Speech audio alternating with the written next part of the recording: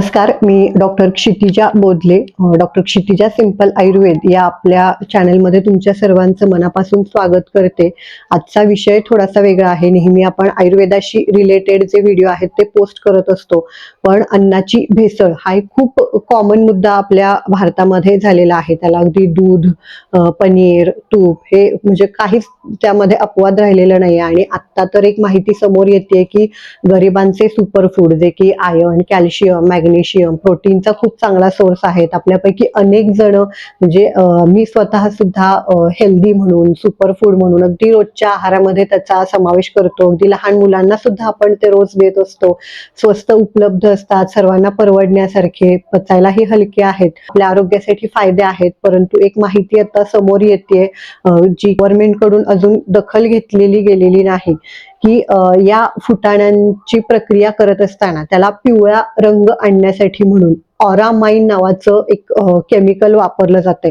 आणि हे जे केमिकल आहे हे काही साधं सुधं केमिकल नाही, कार्सिनोजेनिक म्हणजे कॅन्सरचा धोका वाढवणारे सांगितलेले आहे. अतिशय गंभीर अशी ही बाब आहे. आपण सर्वांनीच या गोष्टीकडे पूर्ण लक्ष देणं गरजेचं आहे. आपलं सरकार FSSI आपले जे अन्न सुरक्षा चं जे डिपार्टमेंट आहे तर ते याकडे कधी लक्ष देईल आपल्याला माहिती नाहीये. सरकारने कारवाई केल्यानंतर आपण मग ते खाणं बंद करणं किंवा त्यांनी बॅन केल्यानंतर खाणं बंद करणं, तर हा पर्याय नाहीये. आपलं आरोग्य, आपल्या कुटुंबाचं आरोग्य ही आपली जबाबदारी आहे. तर यासाठी आपण काय करू शकतो?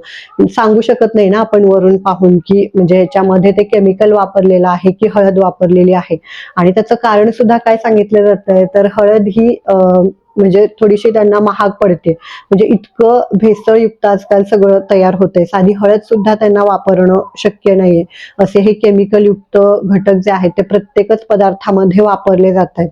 तर एकतर पहिलं काम तुम्ही करू शकता की जे लूज लोकल दुकानांमध्ये वगैरे फुटाणे मिळतात ते घेणं टाळा. कारण त्यामध्ये जास्त शक्यता आहे त्यांना कुठलेही फूड स्टँडर्ड्स नसतात, कुठेही त्यांच्यावर कारवाई सहसा केली जात नाही. तर ते घेणं टाळा. व्यवस्थित चांगल्या ब्रँडचं पॅकिंग मधले वगैरे जे फुटाणे आहेत ते वापरा. किंवा अगदी तेही शक्य नसेल तुम्हाला तरीही म्हणजे आपण नाही सांगू शकत की भेसळ आहे की नाही. तर यासाठी काही काळ की जोपर्यंत सरकार कारवाई करत नाही, यावर बॅन वगैरे आणत नाही, तोपर्यंत साधे आपले जे हरभरे आहेत तर ते भिजत घाला. त्याला मोड वगैरे आणून छान ते शिजवून फोडणी देऊन वगैरे त्याचं आपण उसळ वगैरे जशी बनवतो तशा पद्धतीने त्याचं काही कालावधीसाठी सेवन करा.